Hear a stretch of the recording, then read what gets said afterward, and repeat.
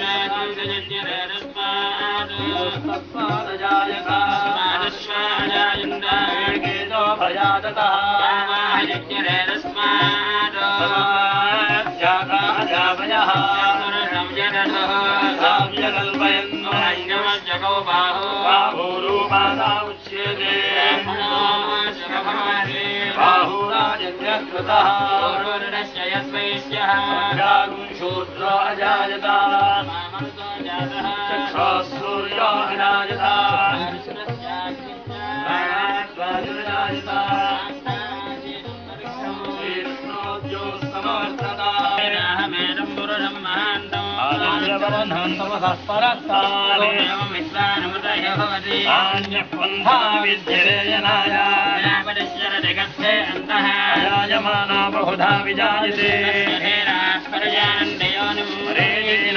पदमिच्छन्ति वेदतः यो देवानां पुरोहितः देवेभ्यो जातः ब्राह्मये ब्राह्मणजनयन्तः देवा अग्रे ब्रुवन् एवं ब्राह्मणा विद्यात् देवा असुन्दुते लक्ष्मीश्च पत्न्यो रात्रे पार्श्वे अश्विनौ यात्रम् सच्छन्दो रावणीमहे यज्ञपतये स्वस्तिर्मानुषेभ्यः तन्नोऽस्तु द्विपदे ॐ शान्ति शान्ति शान्ति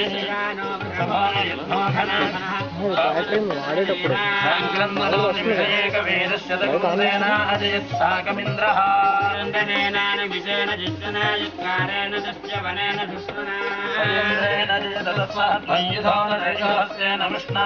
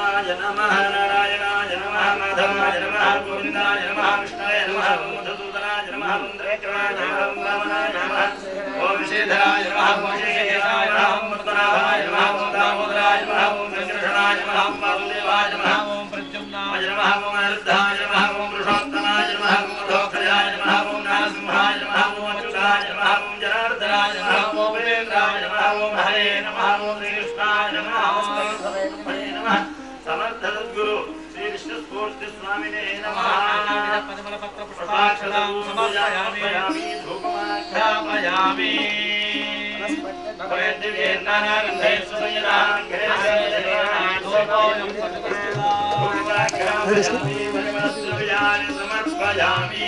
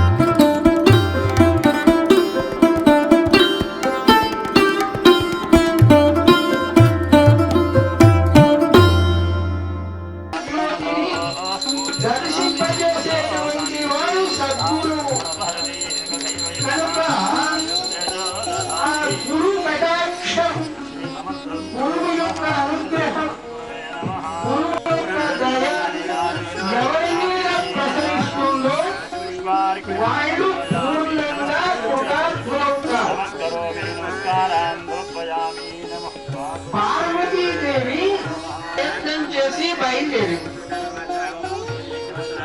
ఈశ్వరుడు భగవంతుడు పంచాక్షరి మంత్రాన్ని నారదుడు ఉపదేశం చేస్తాడు. ఉపదేశం చేసి ఈశ్వరుని గురించి తపస్సు చేసే విధానాన్ని పార్వతీదేవి చక్కగా తెలియజేసి ప్రతి విషయంలో ఏ చిన్న విషయంలో అయినా సరే, లౌకిక విషయం కానివ్వండి లేక ఆధ్యాత్మిక విషయం కానివ్వండి, వ్యవహార విషయం కానివ్వండి, ఏదైనా సరే గురువుకు అత్యంత ప్రాధాన్యత అనేటువంటిది వేదశాస్త్రాలన్నీ కూడా చెప్పారు. కనుక ప్రారంభంలో గురు పాదాలకు ఎవరైతే వందనం చేసి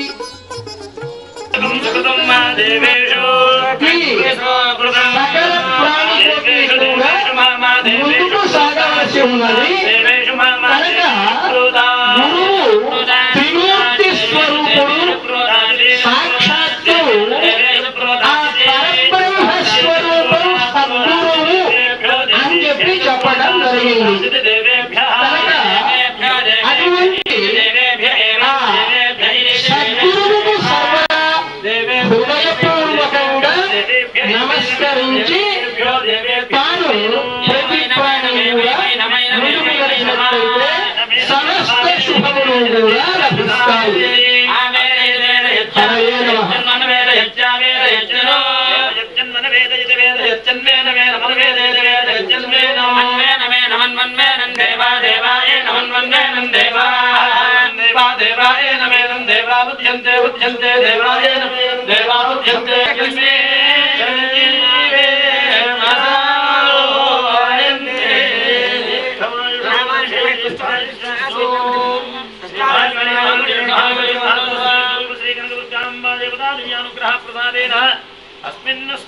आगमितानाम् आगमिष्यमाणेभ्यः शुभं भवतु सर्वे जनाः सुखिनो भवन्तु लोकाः समस्ताः सुखिनो भवन्तु समस्त सन्मङ्गलानि भवन्तु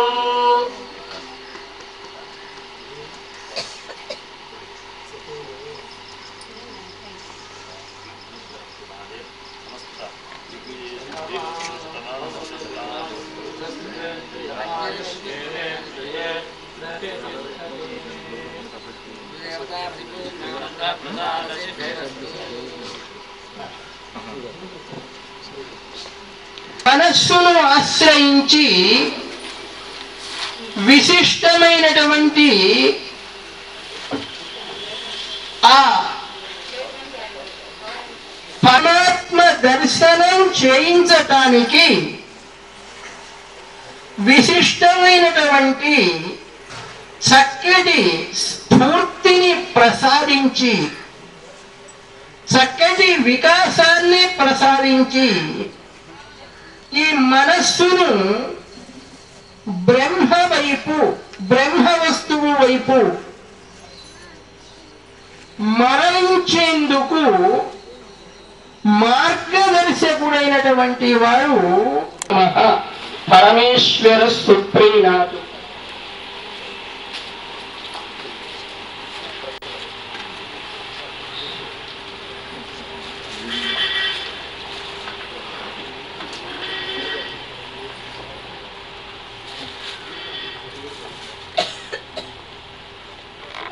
అందించారు. ప్రత్యక్షంగా వారిని చూసిన అవకాశం కలిగింది. ఇది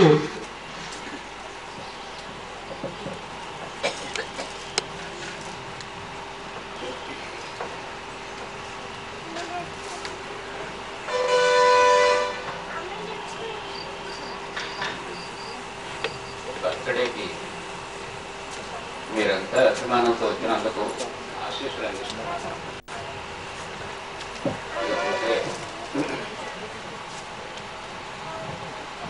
జన్మ అనేది ఎలా వస్తుంది అనేది ఎవరికి తెలియదు, అది ఎలా సమానం అనేది కూడా ఎవరికి తెలియదు. అయితే పుట్టుక నుంచి జన్మ పూర్తయ్యేంత వరకు మధ్యలో ఉన్నటువంటిది జీవితం, అది మనది. అదేవిధంగా పుట్టడానికి ముందు ఏమిటి, తర్వాత ఏమిటి అనే విషయాలు సర్వసాధారణంగా అందరికీ తెలిసేది కాదు. అలా తెలుసుకోవడానికి ప్రయత్నం చేయడంలో విశేషం ఉంటుంది, అది అందరికీ సాధ్యం కాదు. ఇకపోతే జీవితాన్ని నడిపించేది ఏమిటి, మనసు.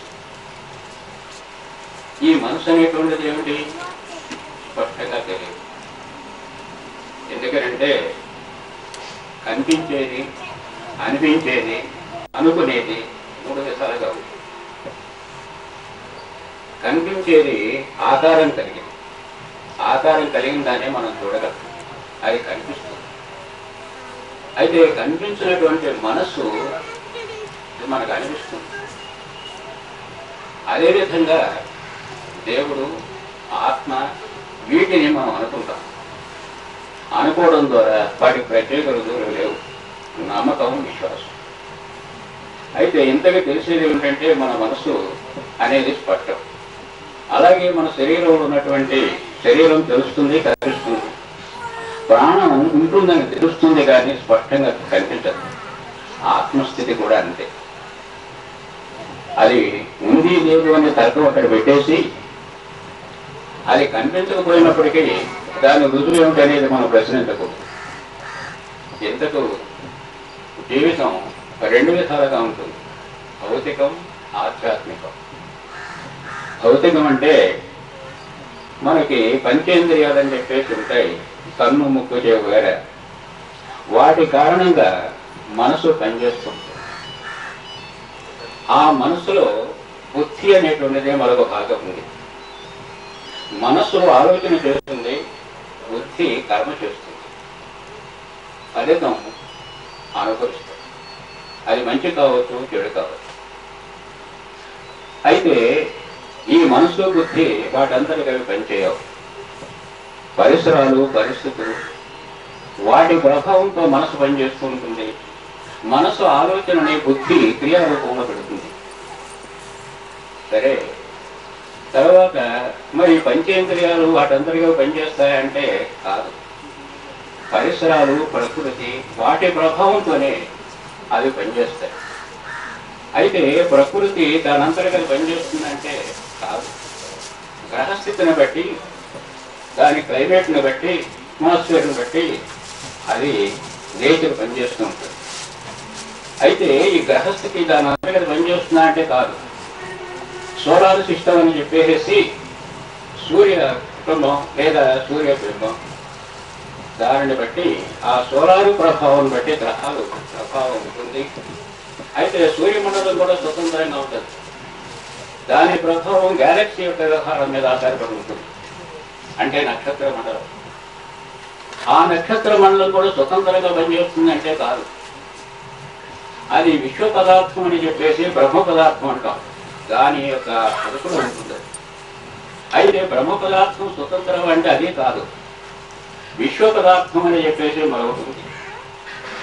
దానికి మూలం ఎనర్జీ అని చెప్పేసి, యూనివర్సల్ ఎనర్జీ అని చెప్పేసి విశ్వశక్తి. దాని కారణంగా ఆ తర్వాత జరిగే సృష్టి అంతా కూడా ఉంటుంది. అయితే ఆ ఎనర్జీ కూడా, ఆ విశ్వశక్తి కూడా దాని అంతర్గత పనిచేయదు. మూలమైనటువంటి డివైన్ మదర్ అని చెప్పేసి, అంటే యూనివర్సల్ న్యూక్లియస్ అనేటువంటి దాని మీద ఆధారపడి ఆ ఎనర్జీ విశేషం పనిచేస్తూ ఉంటుంది. ఇది సృష్టి క్రమం. ఇదంతా పదార్థంతో కూడినటువంటిది. ఇది దృశ్యంతో ఉంటుంది. మనం చూడగలం, లేదా అనుకోగలం, అనుభవించగలం. ఈయనంతటి గురించి చెప్పగలిగింది సైన్స్. అది ఒక భాగం. ఇకపోతే మన మనసులో ఉన్నటువంటిది ఆధ్యాత్మికత అనేటువంటిది అవుతుంది. అంటే ఆత్మ సంబంధమైనది అని. దీనిలో మన మనసులోనే జీవాత్మ రూపంలో ఆత్మ సూక్ష్మత ఉంది.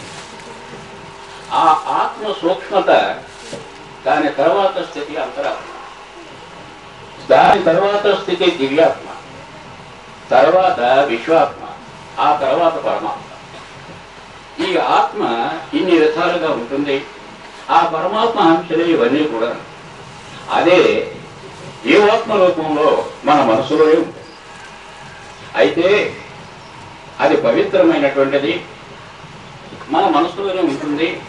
కానీ ఈ ఇంద్రియాలు, ఈ పంచేంద్రియాల ప్రభావంతో మనసు లీనమై ఉండడం చేత ఆ సూక్ష్మ రూపంలో ఉన్నటువంటి జీవాత్మ లేదా ఆత్మ సంబంధమైనటువంటి పవిత్రత ఎక్కువగా పనిచేయదు.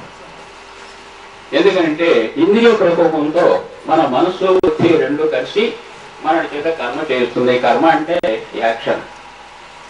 దాని ఫలితాలు మంచివి కానీ చెడ్డవి కానీ మనం అనుభవించాలి. అయితే ఈ కర్మ ద్వారా జరిగేవి ద్వంద్వంగా ఉంటాయి, రెండేసి ఉంటాయి. దానిలో మరి మంచి చెడు అంటే ముఖ్యంగా చీకటి వెలుగు, ఆడ మగ, మంచి చెడు, అలాగే కష్టము సుఖం, ప్రేమ పగ, ఇలాగా రెండేసి ఉంటాయి.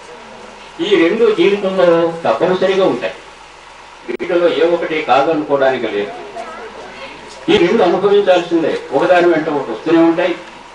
అయితే ఈ రెండింటిని ఒకటే కావాలనుకోవడం మాత్రం సాధ్యం కాదు. ఇది ద్వంద్వం. అంటే భౌతిక జీవితమే రెండు, ఒకటి కాదు, లేదా అనేకం. ఈ జీవితం కారణంగానే ఈ మనసు బుద్ధి ప్రభావంతో మనం చేసే కర్మ, సత్కర్మ, దుష్కర్మ రకరకాలుగా ఉంటాయి. ఫలితాలు కూడా అలాగే వస్తాయి, దాన్ని అనుభవిస్తాం. ఇది ఇంద్రియ ప్రయోగమైనటువంటి మనస్సు. ఇకపోతే రెండో భాగమైనటువంటి ఈ ఆత్మ సంబంధమైనటువంటి ఉంది.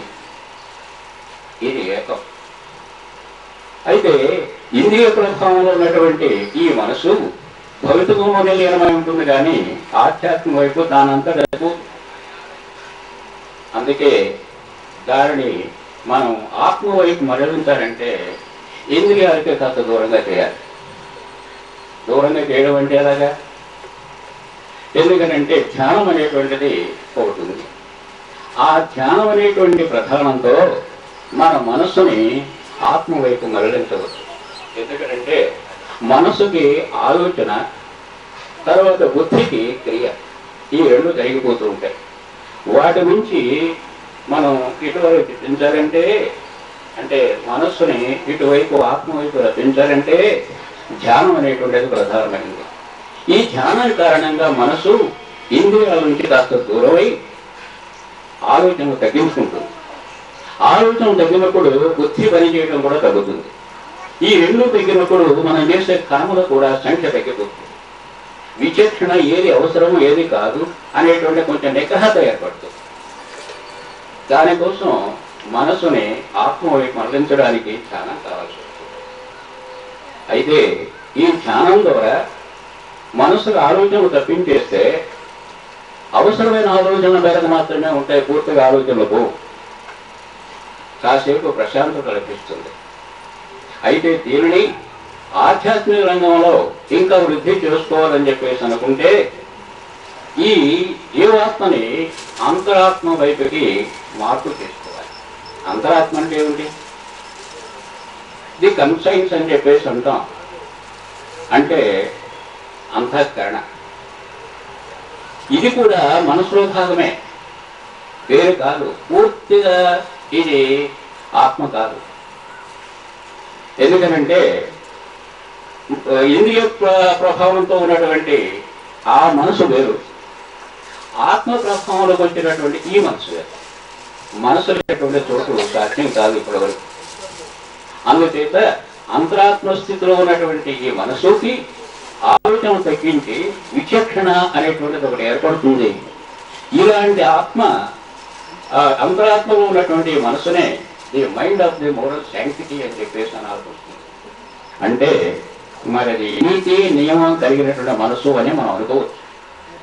ఈ రెండు మన మనసుకున్నప్పుడు మనం చేసే పనులు కానీ మరి ఏమైనా కానీ కొంచెం కంట్రోల్గానే ఉంటాయి. కంట్రోల్గా ఉన్నప్పుడు ఫలితాలు కూడా మనకు అలాగే ఉంటాయి, ఇబ్బంది లేదు. అయితే ఏమిటంటే పూర్ణంగా ఈ భౌతికమైనటువంటి విధానంలో కేవలం పంచేంద్రియాలపై బంధి అయినటువంటి మనసుతో మనకి కష్టాలు, దుఃఖాలు, బాధలు, రకరకాలైనటువంటి వికారాలు వస్తున్నాయి కనుక శాంతి అనేది మనసు లేక, సుఖం అనేది తెలియక బాధలు అనుభవిస్తున్నాం. అలాంటి దానిని ఈ అంతరాత్మ అనే రూపంలో ఈ అదుపు ఆజ్ఞ కలిగినటువంటి మనసు, అది మోరల్ శాంక్టిటీ అనేటువంటి మనసు, దీనితో మనకు ప్రశాంతత లభిస్తుంది. అయితే దీనిలో మరి ఇక్కడ కూడా మనసే ఉంటున్నప్పుడు ఎక్కడైతే మనసు ఉంటుందో అక్కడ ఇంద్రియం ఉండాలి, ది సెన్స్ అది ఉండాల్సిందే. మరి అక్కడ పంచేంద్రియాలు ఉన్నాయి, భౌతికంలో పనిచేస్తున్నాయి, ప్రకృతి చేస్తున్నాయి, బాగానే ఉంది. ఈ అంతరాత్మలో కూడా మనసే ఉంది అంటున్నాను.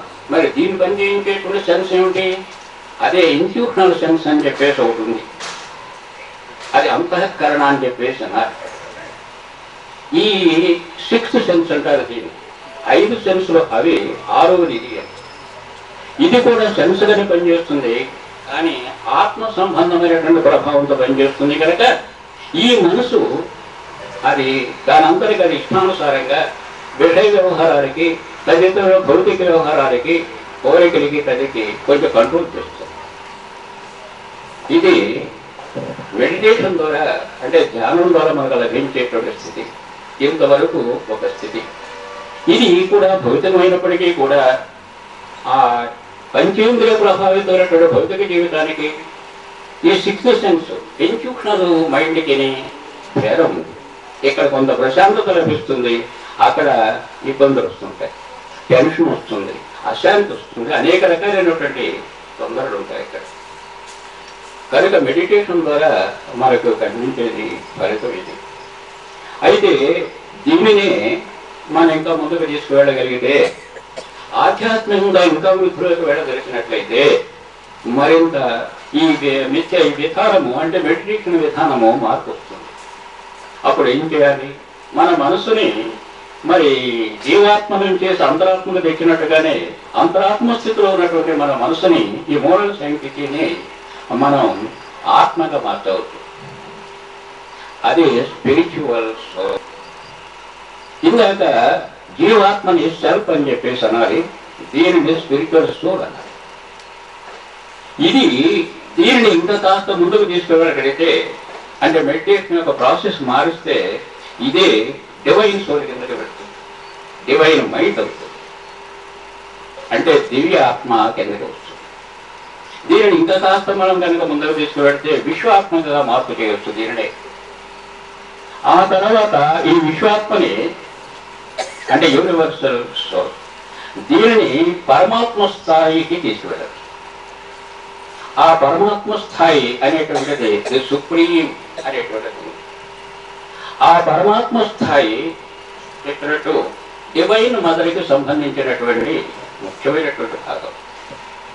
ఈ మాదిరిగా ఆ డివైన్ మదర్ అనేటువంటిది లేదా యూనివర్సల్ న్యూక్లియస్ అనేటువంటిది స్వయం సెల్ఫ్ సస్టైనర్, అది ఇంకో దాని మీద ఆధారపడేది కాదు. అదే సృష్టికి మూలం, సర్వానికి మూలం. ఇది ఒక క్రమం. అయితే ప్రస్తుతానికి మెడిటేషన్ అనేటువంటిది మరి దానికి అనేక రకాలైనటువంటి భాష్యాలు అర్థాలు చెబుతూ ఏదో కాసేపు మనసు అంటే కళ్ళు మూసుకునే మనసు ఏదో మైకంలో తీసుకువెళ్ళటమే ధ్యానం కాదు. అది బాహ్యంగా ఉన్నప్పటికంటే కూడా బాగా తీవ్రంగా పనిచేయాల్సి వస్తుంది మెడిటేషన్లో మనసు. ఎందుకు? అది ఒక స్థితి నుంచి ఒక స్థితిలోకి మారాలి. అంటే ఏమిటి? మరి సెన్సోరియల్ మైండ్ అంటే ఇంద్రియ ప్రకోపమైనటువంటి మనసల్లా అంతరాత్మ స్థితికి ఆత్మ వైపుకి వెళ్ళాలి అంటే ఇంటర్నల్గా చేంజ్ కావాలి. అలా మార్పు చేస్తున్న స్థితి మనకు తెలియాలి. కేవలం ట్రాన్స్ఫర్కి వెళ్ళినంత మాత్రం చేత ఇది జరగదు.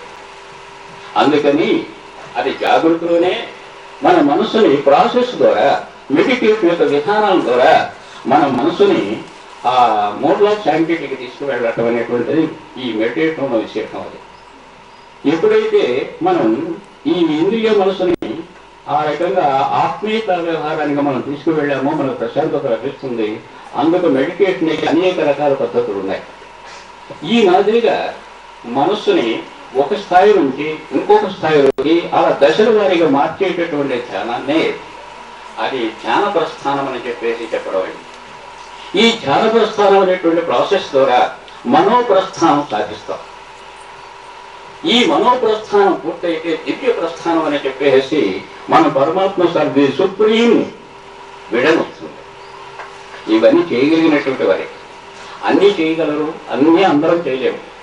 అందుచేత కనీసం ఈ ఇంద్రియ మనసు నిత్య జీవితానికి ఇబ్బంది కలిగించేటటువంటి లేదా జీవితాన్ని నడిపించేటటువంటి ఈ ఇంద్రియ మనసుని కనీసం అంతరాత్మ స్థితికైనా సరే మనం మార్పు చేయడం కోసం ఈ మెడిటేషన్ మనం ఉపయోగించుకోవాలి. అంతరాత్మ అంటే ఇలాగే చెప్పాను. ఎందుకంటే మనం ఈ ఇంద్రియ మనసు ప్రకోపానికి లోనై కోపంగానో ఉద్రేకంగానో ఏదో కూడా కొన్ని పనులు చేసేస్తాం. అప్పటికి అది బాగానే ఉన్నట్టు అనిపిస్తుంది. తర్వాత కాసేపు అది ఆ ఉద్ధృతం తగ్గిన తర్వాత ఆలోచన వస్తుంది, ఏమిటి ఇలా చేసాం, ఇలా చేయకపోతే బాగుండేదేమో, అనవసరంగా బాధ కలిగించామే అనేటువంటి భావన తర్వాత కలుగుతుంది. ఆ కలిగేదే అంతరాత్మ. అది ఇంట్యూషనల్ మైండ్, అది వాస్తవాన్ని చెబుతుంది. అది ఇంద్రియ మనసు వాస్తవంగా దాస్తుంది. ఈ రెండింటికి అది భేదం. ఎప్పుడైతే వాస్తవం తెలిసిందో వాట్ ఈజ్ వాట్ అనేది మనకు అర్థమైనప్పుడు, విచక్షణ ఏర్పడినప్పుడు మంచి చేయడానికి మనం ప్రయత్నం చేస్తాం, బాగా ఉండడానికి ప్రయత్నం చేస్తాం. అందుకని కనీసం మీరు మెడిటేషన్ అనేటువంటి దాన్ని, ధ్యానం అనేటువంటి దాన్ని మీరు కనీసం ఆ ఇంద్రియ మనసుని నిత్య జీవితాన్ని ఇబ్బంది పాలు చేస్తున్నటువంటి ఆ మనసుని ఈ అంతరాత్మ స్థాయి తీసుకురావడానికైనా మెడిటేషన్ చేయమని చెప్పేసి నేను కోరుతున్నాను. అయితే ఆ తర్వాత పరిస్థితి నాకు నేను చెప్పాను, అది సుప్రీం వరకు ఉంది, పరమాత్మ స్థితి వరకు ఉంది. మనిషి తన జీవితంలోనే మన మనసును ఆ స్థాయికి తీసుకువెళ్ళగలిగితే పరమాత్మ దర్శనం అనేటువంటిది ఈ సుప్రీం బీయింగ్ సర్వం కూడా మనం చూడగలం. అయితే ఆ స్థితి కావాలి, అది అందరికీ సాధ్యం కాకపోదు. ఇకపోతే ఈ ఆత్మల గురించి సాధారణంగా వేదాంతంలో చెప్తున్నారు, మతంలో దేవుడి గురించి చెప్తుంటారు. అది సరే, అది కేవలం నమ్మకం మీద ఆధారపడింది. ఆత్మ దర్శనం జరిగితే మరి మోక్ష ప్రాప్తి లభిస్తుందని చెప్పేసి కూడా చాలా మంది చెప్తారు. అది జరగనంతకాలం జన్మ పరంపర వస్తుంది, కర్మకు లోనైపోతాం, ఈ అవస్థ పడుతూనే ఉంటాం అని చెప్పేసి చెప్తారు. వాస్తవమే కావచ్చు. అయితే వీటికి సంబంధించినటువంటి కర్మ విధానం, జన్మ విధానం నేను పుస్తకాలు వ్రాశాను, వివరించి వ్రాశాను. వాటిని అభిలాష ఉన్నటువంటి వాళ్ళు వాటిని చదవండి, అది గురించి మీకు తెలుస్తుంది. ఇకపోతే ఇక్కడ ఉన్నటువంటిది ఏమిటంటే ఆత్మల గురించి గ్రంథాల్లో ఉన్నా, వేదాల్లో ఉన్నా, మామూలుగా చెప్పినా, స్వాములవారు చెప్పినా, ఎవరు చెప్పినప్పుడే కూడా నేర్చుకున్న దాని గురించి, ఆ నేర్చుకున్నటువంటి దాని జ్ఞానాన్ని ఉపయోగించి చెప్పడం తప్ప ప్రాక్టికల్ లేదు. ఆత్మల గురించి ప్రాక్టికల్ ఎలా సాధ్యం అవుతుందా చూశారు. మనం చూడగలిగిన కొన్నే, చూడలేనటువంటి ఎన్నో అని. మన ప్రాణమే మనకు కనిపించదు, మన మనసే మనకు కనిపించదు, మన జీవితాన్ని మార్పు చేస్తున్నది అదే మనకు గోచరించదు. మరి ఈ పరిస్థితుల్లో ఆత్మను చూడటం అంటే అదే ఎలా సాధ్యం? మన శరీరాన్ని మనం పూర్తిగా చూడలేము. మీ నేత్రాలతో కొంత భాగమే చూడగలం, దేనికి ఏం మెరలో కావాలి. అలాంటిది అదృశ్యమైనటువంటి స్థితిలో ఉన్నటువంటి ఆత్మను చూడడం అంటే అది సాధ్యం కాదు, ఊహాజనితమే, లేదా ఒక నమ్మకం. మత పద్ధతిలో ఆ దేవుళ్ళ గురించి ఒక నమ్మకం, దేవుడు ఉన్నాడు అని అనుకోవాలి. ఆ విశ్వాసం అలా ఉంటుంది. అది ఎలాగని మనం తర్కించకు, దానికి తర్కం లేదు, దానికి వాదన లేదు, కేవలం నమ్మకం. అలాగే వేదాంతం ఆత్మల గురించి చెప్తారు. అది ఎలా ఉంది అని చెప్పమంటుంటే అది అలా కనిపించేది కాదు, చూపించేది కాదు. కనుక అది కూడా కేవలం ఒక నమ్మకం. అయితే నమ్మకం అన్నంత మాత్రం చేత అది లేకుండా ఉంటుందా, లేదా నమ్మినంత మాత్రం చేత ఉంటుందా, నమ్మకం లేకపోతే లేకుండా పోతుందా అనే ప్రశ్న కాదు. ఎందుకనంటే ఇంతవరకు ఎవరు చెప్పినప్పటికీ కూడా దాని మీ నమ్మకం అనేటువంటి భావం మీద ఆధారపడి పోషిస్తున్నారు. ఆత్మల గురించి అయినా అంతే, దేవుని గురించి అయినా అంతే. అయితే ఈ ఆత్మకు సంబంధించినంత వరకు మరి నేను చెప్పడమే కాకుండా దాని తీరు చిన్నలు మరి మీడియంల ద్వారా నేను ప్రదర్శన ఇస్తున్నాను. మీడియంలో నేను ప్రవేశిస్తాను. అది ఎలాగా? సాధారణంగా ఒక వస్తువు ఒక చోట ఉంటుంది, దాన్ని తీసి ఇంకో చోట పెడితే మరో చోట పెడుతుంది. ఒక వస్తువు ఒక ఆకారము ఒకేసారి రెండు చోట్ల ఉండడం సాధ్యం కాదు. సైన్స్ ఒప్పుకోదు, వేదాంతం ఒప్పుకోదు. దేవుడు ఇన్కార్నేట్ అయినప్పటికీ అని మనం చెప్పుకుంటున్నాం. ఆ ఇన్కార్నేట్ అయినటువంటి దేవుడు కూడా తన శరీరం కలిగి ఎక్కడుంటే అక్కడే తప్పించి రెండు చోట్ల ఉన్న సందర్భాలు లేవు. అయితే కొన్ని కల్పితాలు కూడా ఉన్నాయి దానిలో, అది వేరే సంగతి, పురాణం కనుక. అయితే మరి వివిధ ప్రాంతాల్లో మరి వాళ్ళ లెక్క ప్రకారం ఏమిటి, ఒక శరీరంలో ప్రాణం అయితే ఉంటుందో, మనసు అయితే ఉంటుందో ఆత్మ ఉంటుంది అని. శరీరం జీవించున్నంత కాలం ఆత్మ ఉంటుంది అని. శరీరం నశించినప్పుడు ఆ ఆత్మ మరొక శరీరంలో పోతుందని చెప్పేసి వాడు వేదాంతం చెప్తున్నారు. వాస్తవమే కావచ్చని వాళ్ళ నమ్మకం కూడా. అయితే మరి దీని ప్రకారం ఆత్మ బయటికి వెళ్ళాలి అంటే శరీరం ఉండకూడదు. శరీరం ఉంది అంటే ఆత్మ ఖచ్చితంగా దాని లోపల ఉండాల్సిందే. మరి నేను శరీరధారణ ఉన్నాను, వేరే చోట్ల మరొక శరీరంలో నేను ప్రవేశించేసి చెప్తాను. ఇవంతా మీకు అనుభవమే. ఇప్పుడు ఇదే పరిస్థితుల్లో ఈ రోజు మరి నాగపూర్లోనూ మాట్లాడుతున్నాను, హైదరాబాద్లోనూ మాట్లాడుతున్నాను, ఇక్కడ మాట్లాడుతున్నాను, మీరు చూస్తున్నారు. ఈ చెప్పడమే కాకుండా ఆయా సెంటర్లో మీరు కొంతవరకు కొంతమందికైనా అనుభవం ఉంటుంది. అక్కడ కూడా నేను ఇలాగే మాట్లాడుతుంటాను. మాట్లాడాలి అంటే మరి మన మనసు ఉండాలి, మనసులో జ్ఞానం ఉండాలి, అది ఎక్స్ప్రెస్ చేయగలిగిన భాష ఉండాలి.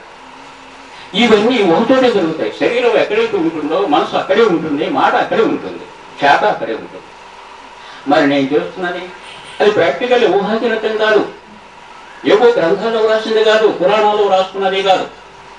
మనం ప్రత్యక్షంగా అనుభవిస్తున్నాం. అనుభవాన్ని కాదనలేవు, కొత్తగా ఉన్నది కాదనలేకపోవచ్చు, నమ్మకం లేకపోతే. కానీ అనుభవించినప్పుడు కాదనడం లేదు. ఇది ఎలా సాధ్యమవుతుంది? మరి ఇక్కడ నేను ఉన్నాను, నా ఆత్మ నాలోనే ఉండాలి, బయటకు వెళ్ళడానికి లేదు. బయటకు వెళ్ళిందంటే శరీరం ఉండదు. మరి ఉంటున్నాను, మాట్లాడుతూనే ఉన్నాను కదా. మరి అక్కడ మాట్లాడుతున్నది ఏమిటి? మీడియం కాదు, అది మీ అనుభవమే. మీడియం మనసు ఉంది, మీడియం ఆత్మ ఉంది, మీడియం మాట ఉంది, జ్ఞానం ఉంది. అవి అప్పటికి ఆగిపోతాయి. అక్కడికి మాట్లాడుతున్నది నాకు సంబంధించిందని మీ అనుభవంలో ఉంటుంది. తర్వాత నేను వచ్చేసిన తర్వాత అతని జ్ఞానం, అతని మనసు, అతని మాట అతనికి వస్తాయి. ఇది అతనికి తెలియదు. మరి అక్కడ మాట్లాడుతున్నది నేనే కదా అని మనం అనుకోవాల్సింది కదా. మరి ఇన్ని చోట్ల ఎలా సాధ్యం అవుతుంది? అందుకే ఏమంటున్నాను, నేను ఏం చెబుతున్నానని కాదు, ఎలా చెబుతున్నాను అనేది పరిశీలించమని కోరుతున్నాను. అది ముఖ్యమైనటువంటి అంశం. ఎన్నైనా చెప్పవచ్చు, నేను చెప్పవచ్చు. మహాత్ములు ఎంతోమంది ఉన్నారు, జ్ఞానులు ఎంతోమంది ఉన్నారు, వాళ్ళంతా ఎన్నెన్నో చెప్తారు, వేదరహస్యాలు చెప్తారు, ఇంకా ఎన్నెన్నో విశ్వరహస్యాలు చెప్తారు. కానీ చెప్పడం కాదు, ఎలా చెప్తున్నా అనేటువంటిది ముఖ్యమైనటువంటి విషయం అని చెప్పేసి నేను గమనించాలి. అయితే ఇందాక చెప్పినట్టు మనస్సుని ఈ ఇంద్రియ మనసు నుంచి ఆత్మపరం చేసినప్పుడు ఈ ఆత్మని దశల వారీగా ది సుప్రీం పరమాత్మ స్థాయికి తీసుకెళ్ళగలిగితే దేనైనా సాధించడానికి అవకాశం ఉంది. ఉదాహరణకి నేలవారిని కూర్చున్నప్పుడు కొంత ప్రాంతం కనబడుతుంది, కాస్త ఎత్తు వెళితే ఇంకా కాస్త కనబడుతుంది. అలాగే ఇంకా శిఖరానికి వెళితే మరి కనిపిస్తుంది, శాటిలైట్కి వెళితే ఇంకా కనిపిస్తుంది. అంటే మన జ్ఞానం ఎత్తు పెరిగిన కొద్ది విషయాలు కనిపించినట్టుగానే మన జ్ఞానం కొద్ది ఆ తెలిసింది కూడా ఎక్కువ అవుతుంది. ఉదాహరణకి మనం అడ్మిట్ అయిన ఆల్ఫాబెట్ దగ్గర నుంచి మనం చదువుకుంటూ పెడతాం, ఎక్కడికి వెళ్తే ఆ జ్ఞానం ఉంటుంది, ఎక్కడ ఆగిపోయిన సర్టిఫికేట్ ఉంటుంది. పీజీకి వెళ్తే ఆ జ్ఞానం ఉంటుంది. అదేవిధంగా ఇక్కడ ఏమిటంటే ఈ జ్ఞానం ద్వారా మన మనసుని ఎక్కడైతే ఉంచామో, ఏ స్థాయిలోకి తీసుకువెళ్ళామో ఆ స్థితికి సంబంధించిన జ్ఞానం మనకు తెలుస్తుంది, ఆ విధంగా అలా వస్తుంది. అందుచేత నాకు చెప్పినటువంటి స్పిరిచువల్ మెడిటేషన్ కారణంగా, డివైన్ మెడిటేషన్ కారణంగా మనం మన మనసుని మనం చూడగలం, మన ఆత్మని మనం చూడగలం, మన అంతరాత్మని మనం చూడగలం, దివ్యాత్మని చూడగలం, పరమాత్మను దర్శించగలం.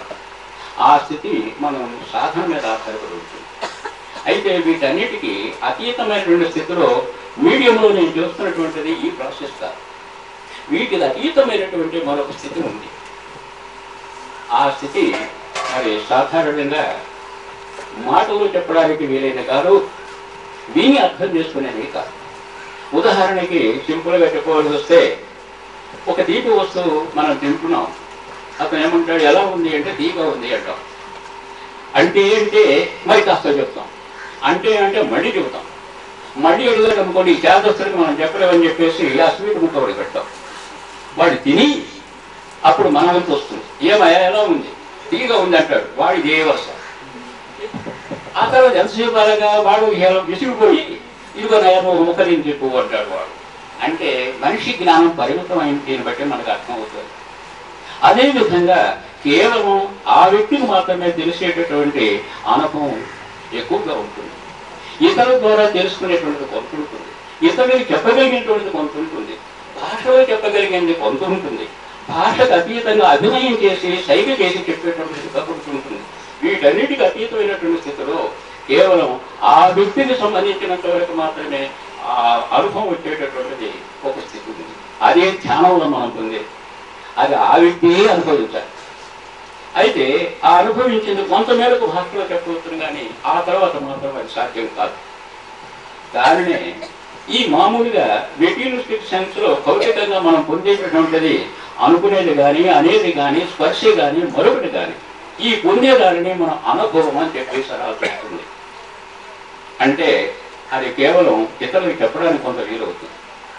అయితే ఇందుకు ఆధ్యాత్మిక స్థితిలో ఆత్మరూపంలో మనం పొందేటటువంటి ఆ స్థితిని అనుభూతి అని చెప్పేసి అంటాం. అది ఇన్ఫ్యూషనల్ సెన్స్ ద్వారానే వస్తుంది, ఆ వ్యక్తికి మాత్రమే తెలుస్తుంది, దానికి భాషకి అతీతమైంది. అందుచేత ఇప్పుడు నేను చేస్తున్నటువంటిది ఆత్మకు సంబంధించి మీడియం ద్వారా చేస్తున్నటువంటిది ఏమిటో మీకు తెలుసు. అయితే వాళ్ళందరూ భౌతికంగా నేను ఎంతమంది చూశాను, నేను ఎంతమంది కనిపించాను అనేది మీ అందరికీ అనుభవమే. సాధారణంగా ప్రత్యక్ష ప్రదర్శన అనేది కాకుండా నేను ఎక్కడో ఉంటాను, ఎక్కడో పెడతాను. అయితే ఇది ఎలా సాధ్యం అవుతుంది అనేటువంటిది మాత్రం మీరు పరిశీలన చేయొచ్చు, ఆలోచన చేయొచ్చు కొంతవరకే. ఇది గతంలో ఎక్కడైనా సాధ్యమైంది అనేది కూడా మీరు పరిశీలించండి. ఎందుకంటే శరీరం కలిగినటువంటిది ఏదైనప్పటికీ, అది దేవుడైనా సరే మరొకటైనప్పటికీ ఒక ఎగ్జిస్టెన్స్ ఉంటుంది. అది మల్టీ ఎగ్జిస్టెన్స్ ఉండడానికి ఆస్కారం లేదు. రెండు చోట్ల ఉండడానికి వీలేదు, రెండు చోట్ల ఒకేసారి మాట్లాడడానికి లేదు. మరి వాళ్ళ పరిస్థితి అంటే ఇన్ని చోట్ల కూడా నేను మాట్లాడుతున్నాను, నానా మీడియంలో కనిపిస్తున్నాను. కనుక ఇది ఎందుకు రిపీట్ చేస్తున్నానంటే చెప్పింది చెప్పడం కాదు, దీన్ని కొంచెం ఆలోచన చేస్తానని చెప్పేసి అనుకుంటాం. ఈ అనుభూతి మీకు కొంతవరకు ఎలా వస్తుందంటే మెడిటేషన్లో మీకు వస్తుంది. మాటలో చెప్పలేనటువంటిది మెడిటేషన్లో మనం పొందదు. దానికి మీరు ధ్యానం చేయండి. కనీసం మీ జీవాత్మని, మీ మనసుని, జీవాత్మని అంతరాత్మవరకైనా తీసుకువెళ్ళండి. అప్పుడు నేను చెప్పే వాటిలో ఉన్నటువంటిది ఏమిటో మీకు అనుభవానికి వస్తుంది, అనుభూతి కలుగుతుంది. ఆ తర్వాత మీకు శక్తి ఉంటే ఆ అంతవరకు పొరపాటు వెళ్ళొచ్చు, కానీ అది ఎవరికి సాధ్యం కాదు, మానవ జన్మ కూడా సాధ్యం కాదు. అందుకని ఋషులు తపస్సు చేస్తారు, ఒక దేవుని ప్రత్యక్షం చేయించుకున్నారు, ఒక ఆకారం. వాడు కోరికని వెల్లడిస్తాడు, ఆ కోరిక నెరవేర్చుకుంటాడు. అక్కడ కోరిక ఉంది, అందుచేత ఏమిటంటే మీరు ఇప్పుడు నేను చెప్పిన విధానాన్ని కొంత అర్థం చేసుకోవడానికి ముఖ్యంగా ధ్యానం మీద మనసు లగ్నం చేయండి. రెండోది, మీడియంలో నేను ఉండి మాట్లాడటమే కాకుండా, మీరు అడిగిన వాటికి నేను సమాధానాలు చెప్పడమే కాకుండా, మీకు సలహాలు ఇవ్వడమే కాకుండా, ఇవన్నీ కావాలంటే మీరు జనరల్గా ఆలోచిస్తే మనం ఒకరితో చెప్పాలంటే మన మనసులో ఇన్ఫర్మేషన్ ఉండాలి. అది కాదు, నేను వాడెవరో నాకు తెలియనప్పుడే కూడా వేరే ప్రాంతంలో వేరే భాషలో ఉన్నటువంటి వాళ్ళకి కూడా నేను సమాధానాలు చెప్తూనే ఉన్నా.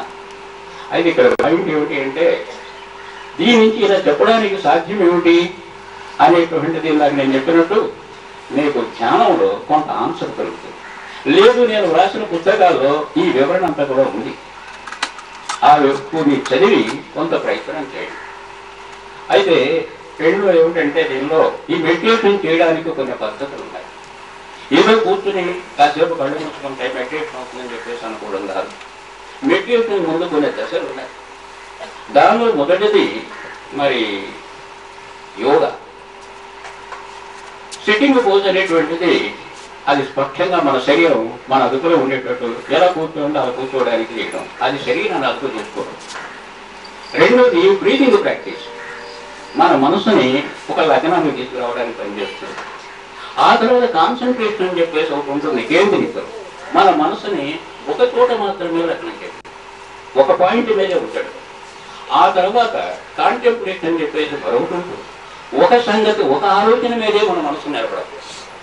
ఈ దశలు వెళ్ళిన తర్వాత మాత్రమే మెడిటేషన్ వస్తుంది.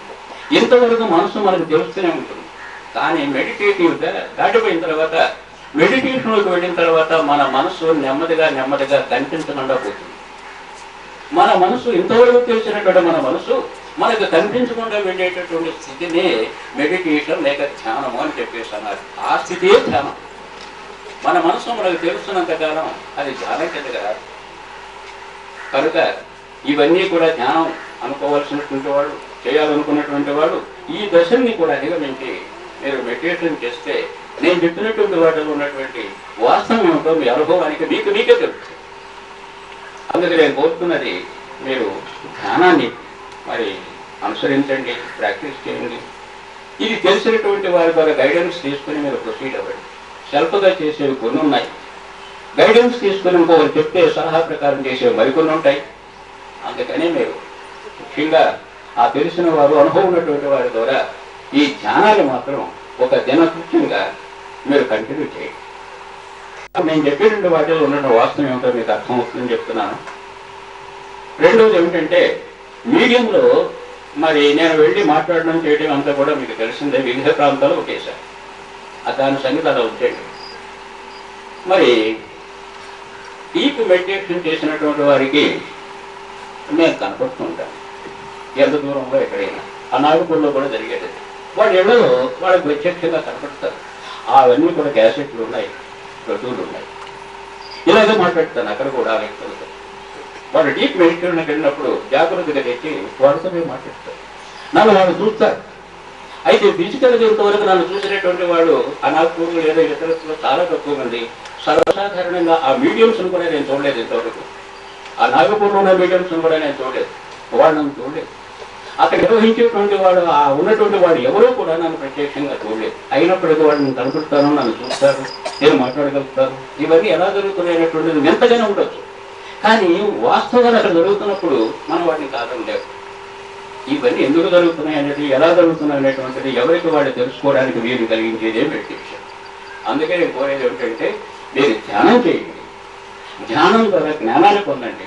ఆ జ్ఞానం ద్వారా ఈ విశ్వ దర్శనం, ఆత్మ దర్శనం, పరమాత్మ దర్శనం పొందండి. నన్ను కూడా మీరు చూడగలుగుతారు. అందుకని ముఖ్యంగా ఇప్పటి వరకు చాలా చాలా అయిపోయింది, చాలా ఎదుగుతున్నారు.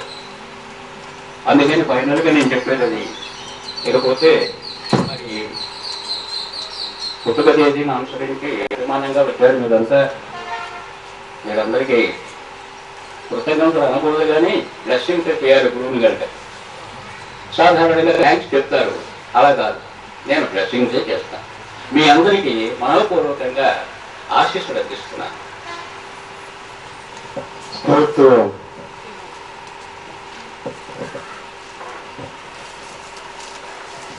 శ్రీ విశ్వస్ఫూర్తి గురుదేవుల జన్మదిన సందర్భంగా మనందరికీ గురుదేవులు తమ అమృత వాక్యాలతో మనందరినీ కర్తవ్యోన్ముఖులు చేశారు. వారికి మనఃపూర్వక నమస్కారాలు చెల్లిస్తూ స్ఫూర్తి ఓం మంత్రాన్ని జపిద్దాం. స్ఫూర్తి ఓం, స్ఫూర్తి ఓం, స్ఫూర్తి ఓం.